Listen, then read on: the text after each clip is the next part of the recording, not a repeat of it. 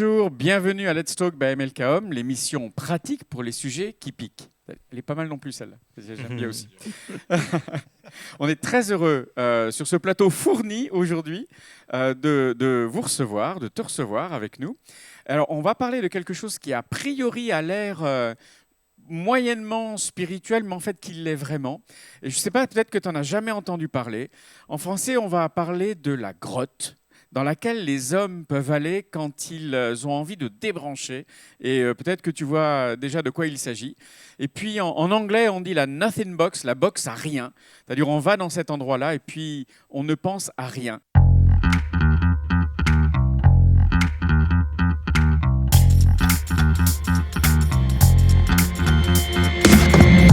Au début, avant de vous présenter mes invités et puis de lancer l'émission, je vais vous lire un verset. C'est Rachel qui me l'a suggéré. Elle me dit, mais qu'est-ce que je pourrais trouver comme verset qui s'y rapporte? Alors avec un peu d'humour, j'espère que vous me l'autorisez. C'est Genèse au chapitre 1er, les 3 premiers versets, où il est écrit « Au commencement, Dieu créa le ciel et la terre. » Accrochez-vous. « La terre n'était que chaos et vide. » Et il y avait des ténèbres à la surface de l'abîme, l'Esprit de Dieu planait au-dessus de l'eau, et Dieu dit qu'il y ait de la lumière, et il y eut de la lumière. Et cette boîte à rien, cette grotte, c'est un endroit où en fait, ce qui est propre à l'homme, où l'homme se replie, et ce qui est drôle, c'est que c'est un endroit où il n'y a rien, où c'est vide. Et souvent, si vous êtes mariés, nos femmes, elles voudraient bien venir mettre de la lumière, mais ce n'est pas forcément ce dont on a envie. Alors, avant de démarrer le sujet, je vais laisser à mes invités le soin de se présenter. Bonjour à tous, Stéphane Oyono, enchanté, content d'être sur cette émission. Et je passe la parole à Thierry à côté de moi. Merci Thierry Noël, heureux d'être avec vous et puis de partager ce temps fun et sympa. Moi Rachel, je m'engage à ne pas mettre de la lumière dans vos boîtes, messieurs, de ne pas jouer à Dieu dans les boîtes à rien. Merci. Bonsoir à tous, moi c'est Pascal Roger, ravi d'être avec vous tous ce soir avec mes amis pour avoir ce bon moment de discussion. Voilà, merci. Si vous êtes des fidèles d'MLK, vous connaissez évidemment tous ceux qui sont et celles qui sont sur ce plateau. Vous les connaissez, vous les appréciez comme moi. Et il m'a semblé que c'était bien qu'on puisse en parler, qu'il y ait une majorité d'hommes quand même pour parler de cette boîte à rien ou cette grotte. Et puis une dame pour qu'on puisse savoir comment les femmes réagissent et qu'on essaie de comprendre. En fait, ça semble léger, ça l'est sous certains aspects. Mais en fait, c'est quoi exactement ce dont on parle ? Cette boîte-là peut être, ou cette grotte peut être douloureuse pour les dames autour. Donc, messieurs, allons-y, expliquez-nous. Alors, pour démarrer, moi, je vais demander à chacun de mes invités hommes, on va faire de la ségrégation, parce qu'a priori, les femmes, pas sûr qu'elles en aient. Non, mais j'ai élevé 5 fils quand même. Oui, alors tu sais de quoi tu parles. Tu pourras nous parler d'une qui t'a surprise. Et alors, je vais, en commençant par Stéphane, je vais vous demander d'expliquer quelles sont vos boîtes ou vos grottes, et je terminerai. Alors, si j'ai bien compris, cette boîte, c'est cet endroit dans lequel on aime bien se retrouver, dans un moment où on est fatigué, stressé, on a l'impression de plus gérer. Et après, quelques réflexions. Je pense que moi, ma boîte, c'est la musique. Ça a été pendant très longtemps le piano. J'ai vécu pendant un moment donné dans ma famille certaines turbulences. Et je pense que cette boîte, ce qui a été pour moi cet endroit de réconfort, a été pour moi la musique. Alors tu jouais, c'est ça. Tu n'écoutais pas simplement, tu jouais, tu vraiment jouais. Ouais. C'est comme ça d'ailleurs que j'ai appris à jouer du piano et de la guitare. Alors tu dis c'était parce que ça ne l'est plus, tu as autre chose aujourd'hui ? Parce que ça ne l'est plus, parce qu'aujourd'hui, je pense que je suis en train encore de faire ce travail sur moi, d'équilibre par rapport à ma femme notamment. Je sais qu'aujourd'hui, je me suis dit, j'achète pas de piano encore, parce que je pense que j'ai besoin justement d'en apprendre un peu plus sur comment gérer cette boîte, pour pas qu'elle soit aussi nocive pour mon couple. Sinon, tu y resterais trop. Sinon, j'y resterais trop. D'ailleurs, je parlais de cette situation un peu difficile dans ma famille. Et j'y ai passé des nuits dans cette boîte à jouer, à pas aller en cours les lendemains, à manger du chocolat, à boire du coca. Mais le chocolat, c'est bon. C'est très bon le chocolat, un peu trop même. Non, donc voilà. Donc moi, je pense que ça a été ça ma boîte. Merci Stéphane. Je te passe Thierry. Pour moi, tout en étant musicien, contrairement à toi, c'est pas forcément la musique de jouer ou d'écouter. Moi, ma boîte, c'est d'aller me balader dans la nature. C'est de sortir un peu, de regarder un peu ce qui se passe, d'écouter les oiseaux, d'admirer, et puis de sortir de ma problématique ou d'essayer de ne pas y penser pour que mes émotions et mon cœur intérieur puissent se calmer, se reposer, et puis admirer tout ce qui est autour plutôt que de regarder ce qui est dedans.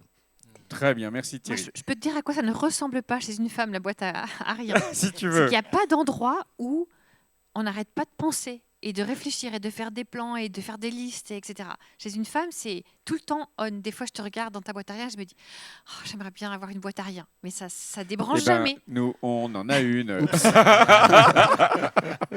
Faut bien qu'on ait des choses. Ouais, Pascal.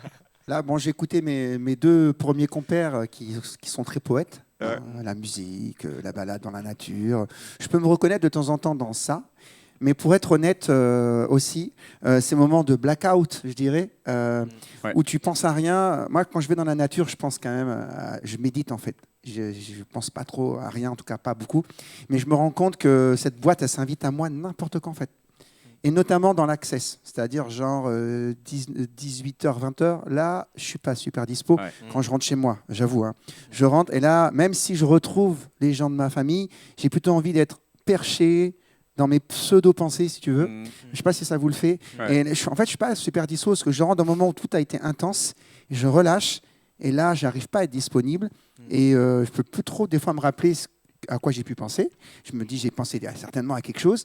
Mais c'est, voilà, alors, soit je stresse et je pense à 10 000 trucs et j'arrive pas à m'arrêter. Mais si je m'arrête, mon esprit va commencer à divaguer. Et là, ben, c'est genre dans le salon, Ouais. sur un canapé, dans mon bureau ou debout dans la cuisine. Hein, tout est Le possible. danger, c'est à ce moment-là, c'est si ta femme te parle. Et voilà, on touche du doigt quelque chose. Voilà. Et elle va dire tu penses à quoi, chérie? Et il va répondre Ah, rien. Ah, rien. Il Alors- va répondre quelque chose comme ça.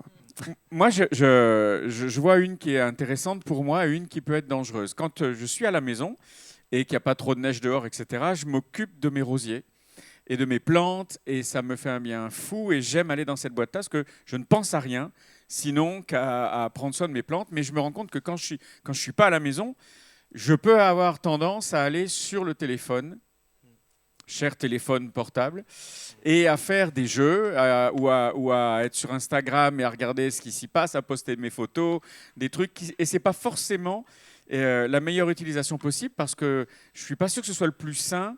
Et quand je vois à la fin de la semaine le temps que j'ai passé sur mon téléphone, vous avez augmenté de tant d'heures. Je me dis, c'est pas vrai que j'ai passé tant d'heures que ça. Donc, ce n'est pas forcément positif. Alors, pour ceux qui, avant d'aller plus loin, qui s'interrogeraient sur est-ce que c'est nous qui avons inventé ça, en fait, je pense qu'une des premières personnes à en avoir parlé, c'est un psychothérapeute du nom de Mark Gungor, qui est un Américain. C'est souvent le cas, hein. Gungor. Voilà. Et si vous n'avez jamais entendu parler, si vous parlez l'anglais, allez sur YouTube et c'est The Tale of Two Brains. The Tale of Two Brains. Et c'est très très drôle. C'est un humoriste en même temps qu'il donne des cours comme ça par rapport au couple et autres. Et alors quand il explique la boîte à rien des hommes, c'est absolument extraordinaire. Donc ce que j'entends, c'est qu'en fait, ça peut être à la fois positif et ça peut être dangereux. Alors est-ce qu'on pourrait développer ça un petit peu? On va faire le positif d'abord peut-être. Qu'est-ce qu'elles vous amènent ces grottes? Pourquoi vous y entrez?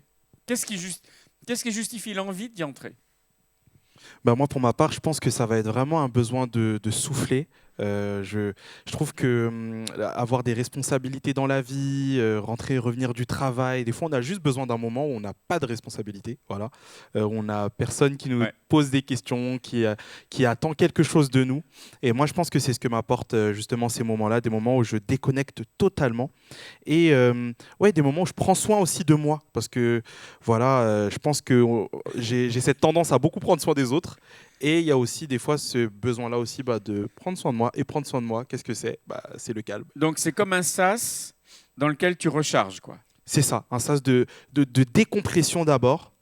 Et je pense que si je n'y prends pas garde, c'est un sas dans lequel je peux recharger parfois avec, mais parfois aussi sans Dieu.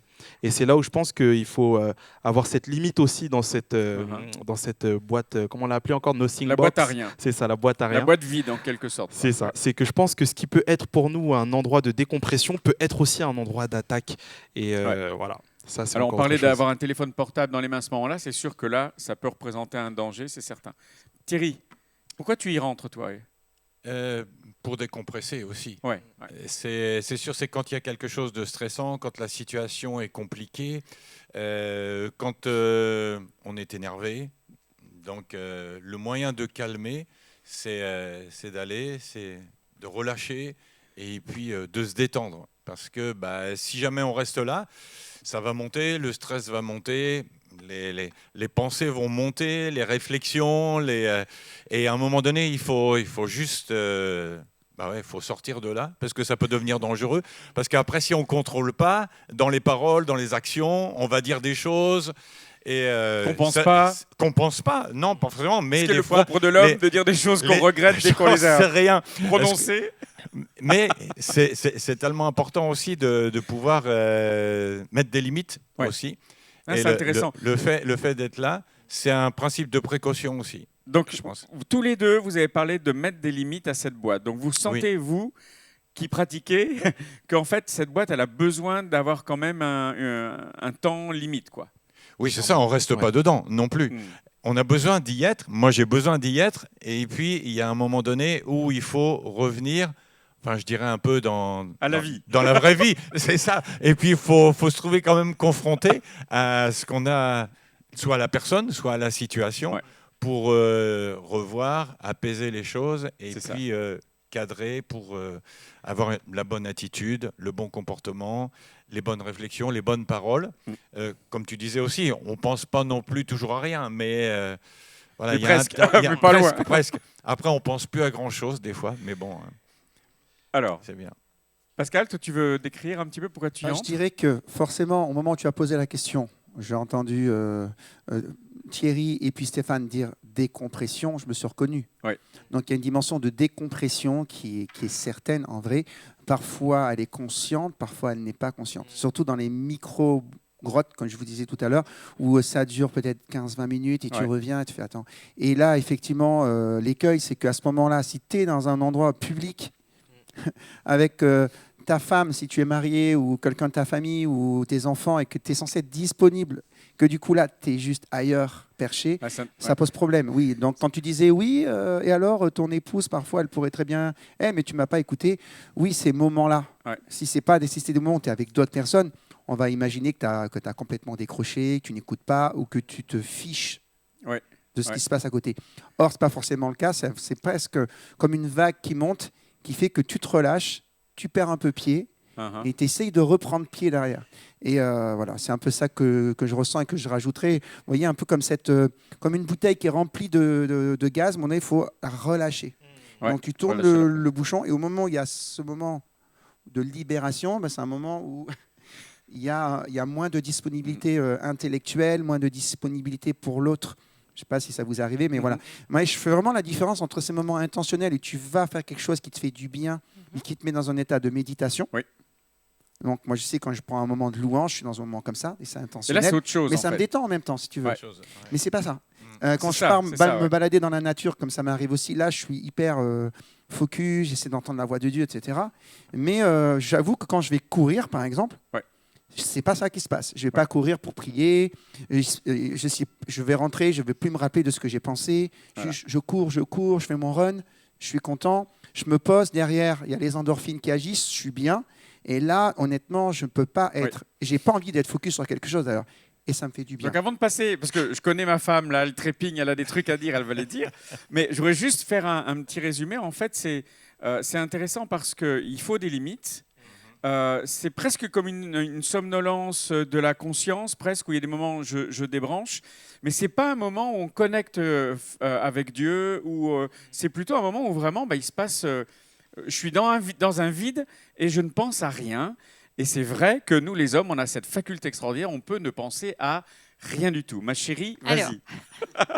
Je vous écoute et je me dis que je respecte la boîte à rien. Je respecte la façon avec laquelle Merci. Dieu a créé votre cerveau. C'est vrai, vraiment. Mais je me dis, les femmes, notre cerveau, il est fait comme un bol de spaghettis. C'est Marc Ginger qui l'explique comme ça. Et nous n'avons pas le luxe, messieurs, de rentrer et de se dire...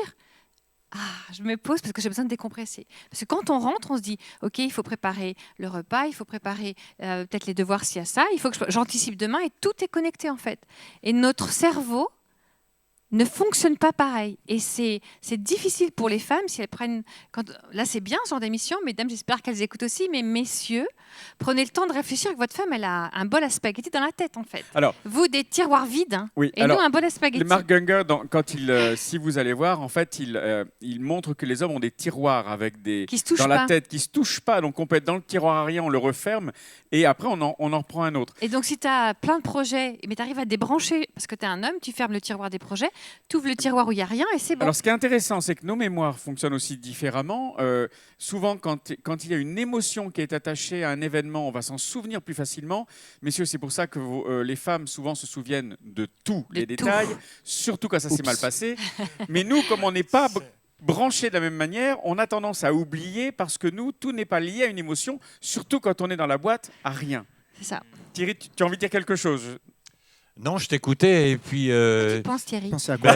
il pensait à rien. Je pense que Dieu a fait la femme pour être une aide pour nous et que là on a vraiment besoin d'aide. Après moi je me dis j'aime bien les spaghettis, je pense que ça peut être bon. Si une femme c'est comme ça, pourquoi pas. J'ai une petite anecdote par rapport à ça qui montre la différence. Parfois, je rentre avant mon épouse à la maison. Oui. Voilà, ça dépend. Des fois, c'est l'un, des fois, c'est l'autre. Donc, il n'y a pas une règle d'or qui dit que c'est un tel qui fait le repas. Donc, Ouais. c'est vraiment variable. C'est assez intuitif. Hein, c'est celui qui arrive en premier en général. Qui s'en occupe. Mais Ouais. quand je rentre chez moi, imaginons qu'il soit 19h, Ouais. je ne fais pas le repas tout de suite. Oui. Je me mets dans le canapé, il se passe, je ne sais pas trop quoi. Hein, je me pose, je vais allumer la télé un Il se tout passe petit peu. rien. Je vais me reposer et il y aura un temps de latence, si Ouais. tu veux. Et après, je vais faire tout ce qu'il faut. Hein. Je ferai tout ce qu'il faut, il n'y a pas de souci. Et j'ai l'impression que pour Catherine, lorsqu'elle rentre à la maison, il n'y a pas ce temps de latence à ce moment-là. En tout Ouais. cas, elle ne va pas se l'autoriser. Oui. Le bol de spaghetti est en Voilà. effervescence. Et voilà. Donc oui, Elle ne va pas effectivement. s'autoriser, on n'a pas Alors, le luxe parce que notre cerveau fonctionne Moi, j'ai une différemment. question. Pour Rachel, est-ce qu'à ce moment-là, les dames, quand elles trouvent leur mari, imaginons que Catherine arrive et elle trouve Pascal sur le canapé en train de ne rien faire, de débrancher, de recharger en fait, parce qu'on recharge quand même. Qu'est-ce que la femme doit faire? Est-ce qu'elle doit aller chercher son homme dans sa boîte? Déjà, je pense que ça vaut le coup d'en discuter ensemble pour que madame, elle comprenne qu'après, tu feras, etc. Mais honnêtement, il faut laisser le monsieur dans la boîte à rien et ensuite Merci. avoir un code, quelque chose. Je te touche le bras, tu es trop loin, je ne peux pas toucher le bras, mais je te touche le bras, je te dis, dans 5 minutes, est-ce que tu pourrais être disponible? On les aide à redescendre un petit peu, quoi. Et puis, si c'est la boîte à rien, elle est systématiquement autour de la même heure, peut-être qu'il faut qu'on s'arrange pour que l'organisation ne repose pas que sur le bol de spaghettis. Mais voilà, la femme, elle a besoin de comprendre ce qui se passe. Mesdames, testez la question que je fais en m'amusant ici, mais que j'ai fait vraiment avec tous nos fils et tout. À quoi tu penses? Si la réponse est rien, il est dans la boîte à rien. On va le laisser dans la boîte à rien le temps qu'il puisse redescendre. Ou la grotte. Ou la grotte, ouais. etc. Mais après, on fait un signal, quoi. Tous les deux, je te touche le bras et je te dis, est-ce que dans 5 minutes, c'est bon, on peut reconnecter? Parce qu'à un moment donné, moi, je vais avoir besoin de toi, que tu reviennes aussi. Tu vois? C'est ce qui se passe souvent. Tu Avec peux être là Marie-Jo. dans le canapé. Oui, quand tu es avec Marie-Jo, elle est même chose, elle est comme toi, elle bouge et trucs. Puis à un moment, elle dit, mais tu pourrais pas me faire ça? Tu peux pas aller me chercher ci? Tu peux pas aller me chercher ça? Fais ci, fais ça. Et puis tu es là un peu, tu es un peu encore dans tes pensées, dans tes trucs. Tu dis oui, oui, j'y vais. Et tu précises pas si c'est dans 6 mois ou Arrête de le répéter. Et je dis, je suis là, je dis oui, j'arrive. Tu vois. Et j'ai ma petite fille qui dit, quand papy il dit j'arrive, c'est qu'il va pas venir tout de suite. C'est la Ça veut faute dire de la que boîte à il y a rien. on est encore dans la boîte à rien. Et puis à un moment donné, tu dis bon, ça fait au bout de la 2e, 3e fois, ok, là j'y vais. Ça Bon, alors, fait. on a arrive à un sortir. relativement jeune marié quand même par rapport aux autres. Donc, comment tu t'en sors? On a vu que tu avais une boîte, une grotte dans laquelle tu allais, mais tu n'y vas plus. Qu'est-ce qui se passe maintenant? Comment vous mettez ça avec Christelle au point entre vous? Déjà, je me rends compte que je ressemble beaucoup à Pascal en fait. J'ai un peu ce bouton on-off. Ah. Là, pendant que vous discutez, justement, je pensais à ça, mais aussi à rien, mais un peu à ça. Et Alors, bon, on peut avoir des décrochages en direct, oui, vraiment, avec vraiment. des hommes qui pensent à rien. Vous n'avez pas parlé de moi, j'espère. J'écoutais pas. On a parlé que de toi. T'as pas, Oh là là. t'as pas ronflé, ça allait bien. Aïe, aïe, aïe. Ouais. Non, mais j'ai beaucoup ces micro-coupures parce que je me rends compte, ouais, c'est vraiment ça, des moments où je rentre souvent du travail, du boulot, dans un moment où j'ai fait pas mal de choses, où intellectuellement ça a beaucoup tourné. Et oui, c'est souvent en fin de journée où j'ai ces moments-là où je déconnecte. Et ça fait du bien d'entendre que c'est OK. C'est OK. Voilà, t'as entendu, Christelle. Je rigole. Non, comment je fais aujourd'hui? Moi, je sais que par rapport à la musique, c'est quelque chose que, comme je n'arrive pas encore aujourd'hui, je pense, à maîtriser, où je me suis dit, il faut que tu le remplaces par quelque chose. Donc voilà, ça a vraiment été pour moi pas un combat, mais un peu quand même. Il faut savoir que, comme je vous disais, je me réfugiais beaucoup dans la musique. Donc un jour, je me suis cassé la main, j'ai dit à Dieu, mais quoi? Et en fait, j'ai vraiment compris que c'était lié à ça, où Dieu me disait, mais je pense qu'il faut que tu fasses attention à ça. Je me suis, pareil, luxé le petit doigt, j'ai pas pu jouer de la guitare ni du piano pendant un moment. Donc j'ai senti que beaucoup le Saint-Esprit m'a travaillé sur ça. Et aujourd'hui, concrètement, donc les moments de rien, et ben en fait, c'est le footing. Donc je sais que c'est ces moments-là où c'est un peu mon équilibre parce qu'il y a une durée, en fait. Quand je cours, je peux pas courir pendant... par rapport au piano, à la guitare, à la musique où je peux jouer toute la nuit, courir, je sais que je vais courir pendant une demi-heure. T'es et pas je au vais grand rentrer. trek encore. Tu fais pas le marathon. Pas encore. Et c'est important ce que tu dis Mais parce que c'est pas qu'une histoire d'homme marié. Là, on réagit parce que vous m'avez demandé, vous m'avez invité, donc je réagis en tant qu'épouse. Mais ça concerne les célibataires aussi, quoi. Quand tu es célibataire, tu peux encore plus te perdre parce que tu as moins cette femme à côté qui dit voilà. Et moi, je me souviens de mes fils, ils pouvaient être partis dans la boîte à rien longtemps. Et pourtant, ils avaient eux aussi des choses à faire et l'école et le travail, etc. Mais le gars qui fait pas attention de son tiroir de boîte à rien qui s'ouvre, il peut y rester des heures. Tu le décris très bien. Clairement. Je pouvais rester des nuits. C'est pas une question d'homme marié ou pas marié, c'est une question de cerveau d'homme. Mais justement, d'ailleurs, ce qui en témoigne, c'est que là, aujourd'hui, cette boîte à rien, j'essaye de l'amener dans mon mariage et de l'adapter en me disant que maintenant, j'ai des responsabilités différentes, etc. Et d'ailleurs, je dis souvent que le conseil le plus spirituel que j'ai reçu de la part de Dieu, c'est dors la nuit, arrête de jouer de la musique ou autre, enfin quelque chose que j'ai jamais compris. Dors la nuit. Voilà, dors la nuit. Important. Et en fait, effectivement, c'est important parce que cette boîte, si elle n'est pas maîtrisée, si on n'y met pas des limites, en fait, ça devient nocif. Et moi, ça a été mon cas pendant longtemps. Donc on l'accueille, on la respecte et on l'encadre. C'est ça. Elle s'ouvre et elle se ferme. Voilà. Il faut mettre un timer. Je pense que on peut dire que c'est quasiment impossible de vivre sans. Quand on est un homme. Quand on est un homme. Pour les hommes, ouais. Tout le monde l'a automatiquement, tout le monde en a. Et puis, je sais pas, je pense que ça sert à l'équilibre aussi. Hein. Alors, c'est une bonne, et messieurs, c'est dans une le bonne chat, remarque, C'est Thierry. une question d'équilibre. Et messieurs dans le chat, à quoi vous pensez? Ah, rien. Écrivez-nous dans le chat. À quoi vous pensez? On répondra à rien aussi. Qu'est-ce que tu étais juste en Parler train... d'équilibre. L'équilibre, voilà. Ouais. Qu'est-ce que ça amène comme équilibre et si on n'en avait pas, parce que tu dis, mais en fait, l'homme, on en a une pour une bonne raison, qu'est-ce que ça nous protège? Ça nous protège de quoi? Qu'est-ce que ça nous apporte et de quoi ça nous protège, selon vous? Ça nous protège d'aller au-delà, justement, de certaines limites, comme je le disais tout à l'heure aussi, ou d'attitude, ou de paroles, ou de gestes, ou de choses qui vont pas être constructifs. Oui. Tu vois, et puis au contraire, même qui peuvent envenimer la situation. Donc, moi, je fais attention à ça, et parce que de l'autre côté, la personne aussi, ça peut être l'épouse, mais ça peut être quelqu'un d'autre aussi, ça peut partir dans les tours, quoi. Enfin, tu vois, au niveau de la colère, au niveau des... Donc toi, c'est un régulateur un peu des tensions dans le couple, ça stabilise la parole.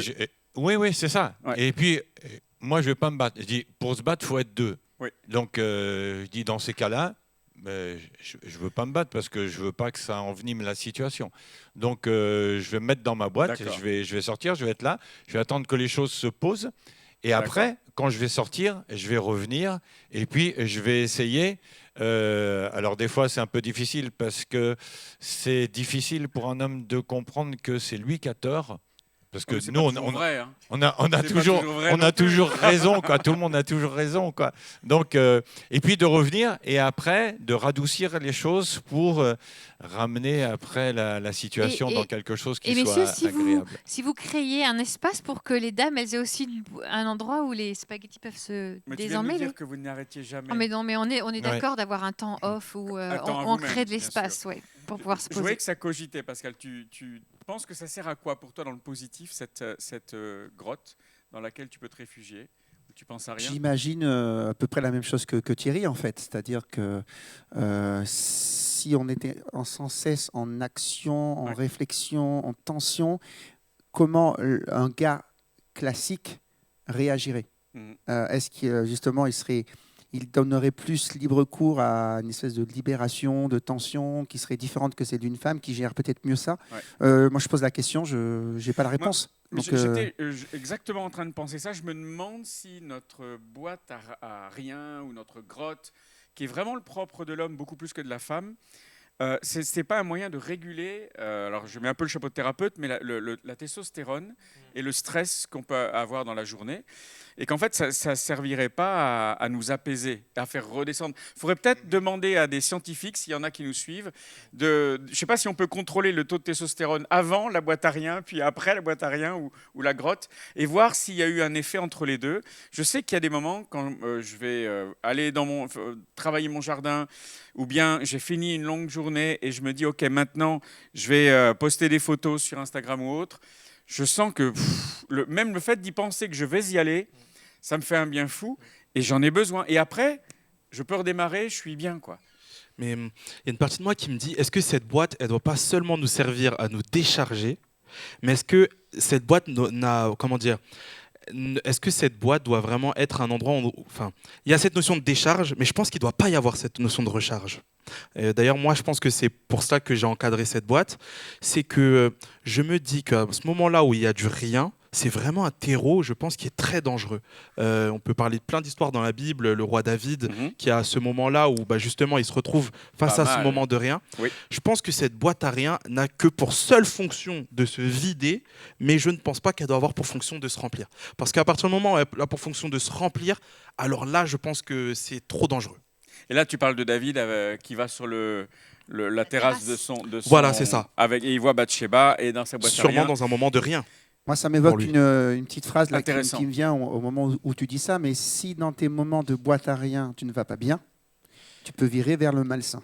Ouh là là, Waouh! Alors là, Oui. c'est bien d'avoir C'est, des gens qui sont voilà. bons quand même. Après, moi ça me fait penser aussi que de quelqu'un, un gars comme Élie, aussi, qui avait des positions, qui avait aussi du vécu avec Dieu et autour de lui. À un moment donné, quand il s'est retrouvé dans sa boîte, dans sa grotte, quoi, Ouais. tout compte fait, où il était là, et puis il n'y avait plus rien. Et il avait fait abstraction de tout le monde, même son ami qui était avec lui, il l'avait laissé, il n'y avait plus personne.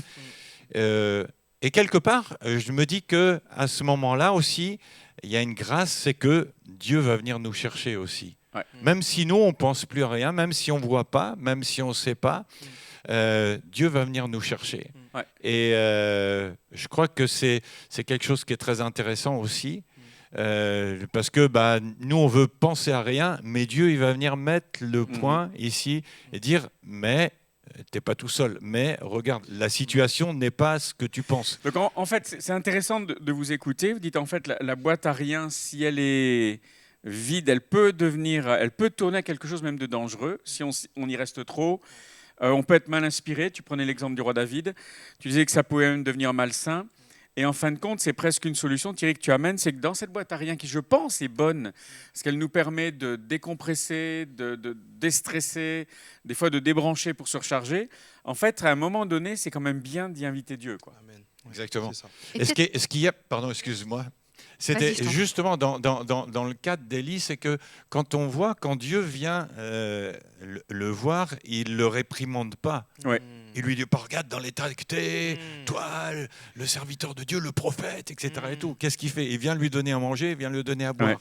Et qu'est-ce qu'il fait? Lui, il se rendort. Parce que le gars, il est crevé. Enfin, donc, il voulait rien savoir. Et on voit qu'une nouvelle fois, Dieu revient et lui parle et lui dit, c'est Dieu juge pas, mais justement, il va lui parler d'une manière douce pour qu'il y ait quelque chose qui soit sensible et qui se passe chez lui. Ouais. Et dans le Tohu Bohu, c'est la voix de Dieu qui a créé la lumière. Oui. Attention, messieurs, dans votre boîte à rien, Mm. à ce que votre fenêtre avec laquelle sur laquelle nous n'allons pas mettre de rideau, ne soit pas. Donc vos yeux ne regardent pas des choses qui viendraient remplir Bien la sûr. boîte d'autres choses en fait. Ce serait le Attention à ce que. Il faut que ça reste vraiment une boîte à rien où juste la voix de Dieu peut venir mettre de la lumière. Pas la voix de celle qui est à côté, mais pas non plus des choses passives Mm. qui rentreraient Ouais. quand même à Je l'intérieur. crois que la notion de passif est Oui. peut-être dangereuse Oui. parce qu'en fait, en étant passif, on reçoit et on reçoit pas forcément quelque chose qui va nous faire du bien. Ce que tu mentionnais, Pascal. Et je pense qu'il y a ce côté, Vas-y, vas-y. il y a ce côté vraiment corps, âme, esprit. Je pense que cette boîte à rien, elle peut nourrir de quelque chose de corporel, mais aussi d'émotionnel. Par exemple, pour moi, le piano, c'était émotionnel. Et c'est pour ça d'ailleurs qu'aujourd'hui, je le limite, parce que je sais que je peux très vite avoir dans ma boîte à rien, me remplir émotionnellement. Par exemple, quand je jouais pas de piano, j'étais triste. J'avais une vraie tristesse lorsque je n'y jouais pas. Ouais. Et en fait, il faut le contrôler parce que corps, âme, esprit peut être en danger si Dieu n'est pas invité dedans. Donc voilà, la tentation qui peut être de ce qu'on voit, mais aussi de ce qu'on ressent émotionnellement. On peut s'attacher à j'ai pas couru, je suis triste. Ouais, c'est vrai, c'est une dépendance Voilà. pas forcément bonne. Oui.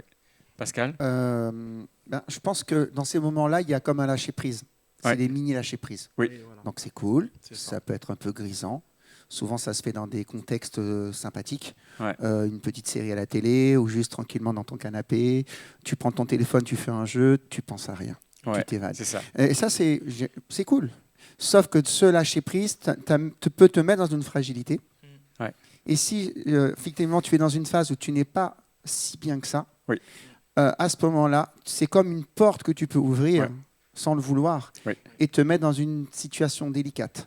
Effectivement, si tu es devant la télé à ce moment-là, admettons, et puis que ton regard capte quelque chose, que tu vas aller plus loin, et du coup tu le regardes, ou tu arrives sur une chaîne, et puis ce programme-là te fait pas du bien, Ouais. et tu es pris dedans, tu t'es laissé avoir, tu as lâché prise, tu pensais juste être bien, et là tu te retrouves mêlé avec quelque chose que tu ne voulais pas au départ, mais ce lâcher prise te met dans une fragilité. C'est pour ça que je pense que c'est bien d'avoir conscience de se dire, OK, dans quelle mesure je peux être dans ce lâcher-prise, Oui. quels sont les endroits sécurs où je peux être dans ce rien pour être bien. Et Ouais. être sûr que je ne vais pas Parce partir que à côté. dans ta notion de lâcher prise, il y a je baisse mes protections aussi. C'est carrément ça, Et finalement. je suis plus en protection et quelque part, je n'ai plus le contrôle forcément de ce qui se passe. Et moi, ça me fait penser au besoin de réconfort ou de récompense qu'on peut avoir à certains moments quand on se sent pas bien, on a besoin d'être réconforté, quand au contraire, on a une super journée, c'est bien passé, mais on est vanné, parce qu'on a tout donné, on a envie d'avoir une petite récompense. Et la boîte à rien ou la grotte peut y répondre, mais attention, parce qu'on peut être en danger, c'est parce que justement, il y a un lâcher-prise et on a baissé nos barrières. Quoi. Donc, est-ce que c'est pas si... Donc, j'entre dans la boîte à rien pour me décompresser. Ouais. J'y invite Dieu pour me remplir. C'est possible. Dieu n'y est pas et je me remplis. Warning, parce que du coup, je peux me remplir de quelque chose qui peut être dangereux pour moi. Ouais. Et aussi, moi, ce que je note par rapport au couple notamment, je pense que cette boîte à rien, elle doit être aussi encadrée dans le cadre de tension. Parce que très souvent, nous, l'homme, on va avoir tendance à justement y aller se réfugier dans les moments de tension. Et je pense que justement, peut-être que c'est pas bon parce que il faut aussi veiller à la raison pour laquelle on entre dans cette boîte à rien. Parce que si c'est le résultat d'une tension ou quelque chose comme ça, je pense que le malin aussi peut s'en servir. Oui, Du mais coup, je contrôler, pense quoi. que la clé, Stéphane, c'est ouais. y mettre un peu de divin. Effectivement. Que la lumière soit et la lumière fut après. Ma chérie. Et moi, je pense au gars qui est tout seul et qui vous écoute, là, MLKM, et qui se dit moi, j'ai pas. Quand je rentre chez moi après le boulot, je Ouais. suis tout seul, et la boîte à rien, elle peut prendre beaucoup de temps. C'est sûr. Et je pense à cette notion de micro-sieste. Tu parlais de micro-blackout. Et l'idée, c'est tu fais une micro-sieste, tu mets une pièce dans ta main, et quand la main s'ouvre et que la pièce tombe, tu te réveilles. Et peut-être que dans ce cas-là, si c'est ton défi, la boîte à rien, tu mets un timer sur ton téléphone qui te dit décompresse, mais 15 minutes. Et puis ensuite, tu reprends le contrôle, en fait. Ouais. Plutôt que de dire moi, j'ai pas une femme à côté qui dit tu peux m'aider ou quoi. Je suis tout seul, je fais comment parce que je suis dans un gouffre dans la boîte à rien. Peut-être mets une minuterie pour en sortir. La boîte à rien, elle est bonne avec tout ce que vous avez dit, mais elle est Ouais. risquée, mais elle peut être bonne.